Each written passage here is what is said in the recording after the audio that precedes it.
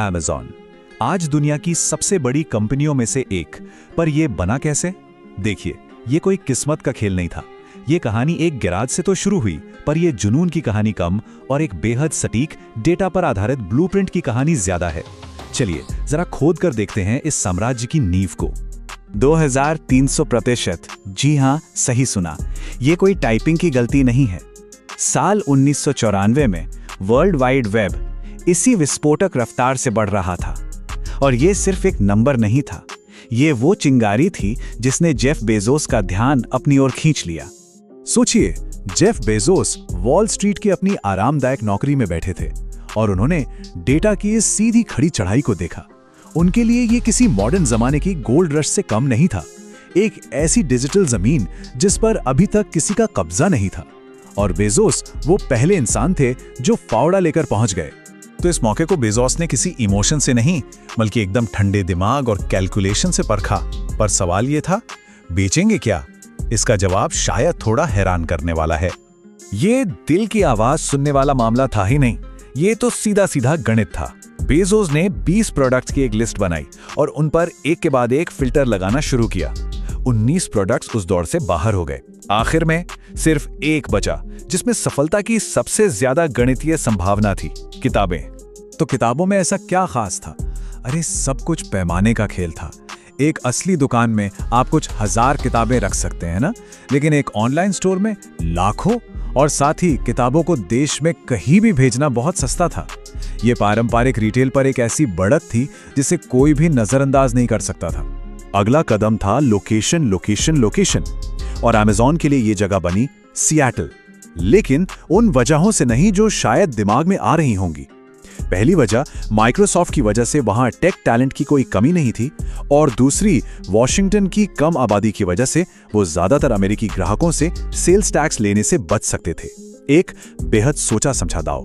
तो जुलाई 1995, एक गैराज और अमेज़न की शुरुआत। टीम ने हर ऑर्डर पर बजने के लिए घंटी लगा रखी थी। कहते हैं ना, कामयाबी की एक अलग ही आवाज होती है। वेल, अमेज़न के लिए ये आवाज थी उस घंटी की। और कुछ ही हफ्तों में वो घंटी इतनी तेजी से बजने लगी कि उसे बंद करना पड़ा। मतलब सफलता रातों रात मिली थी, और क्या जबरदस्त मिली थी। लेकिन अमेज़न की कहानी यहां खत्म नहीं होती। असल में ये तो बस एक शुरुआत थी। इस लड़ाई में आगे क्या हुआ, ये जानने से पहले वो सब्सक्राइब बटन दबाना ना भूलें, ताकि कोई भी जरूरी बात मिस ना हो।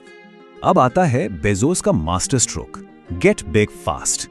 इसका सीधा सा मतलब था, मुनाफे को भूल जाओ, बस बड़े बनते जाओ, फैलते जाओ। ये एक शतरंज का खेल था, और बेजोस को सिर्फ कुछ मोहरे नहीं, बल्कि पूरा का पूरा बोर्ड चाहिए था। अब इस खेल के लिए पैसा चाहिए था, इसलिए 1997 में अमेज़न पब्लिक हो गया। आईपीओ से मिले पैसों से उन्होंने एक तरह का युद्ध का खजाना तैयार किया, ताकि बार्न्स एंड नोबल जैसे दिग्गजों को बाजार से बाहर किया जा सके। लेकिन इस रणनीति का एक स्याह पहलू भी था। ये चार्ट देखिए, ये पारंपरिक बिजनेस की समझ के बिल्कुल उलट था। रेवेन्यू का बार तो आसमान छू रहा है, लेकिन मुनाफे का बार जमीन के नीचे जा रहा है।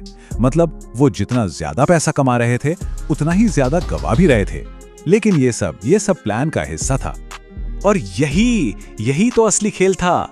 बेजोस ने इंटरनेट के जमाने के लिए बिजनेस की पूरी किताब ही बदल दी।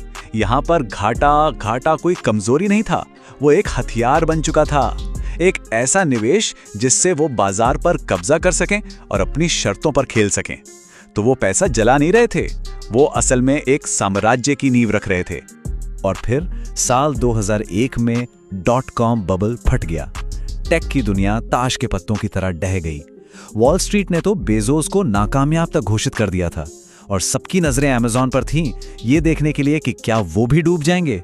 लेकिन आलोचक एक बहुत बड़ा फर्क देखने से चूक गए।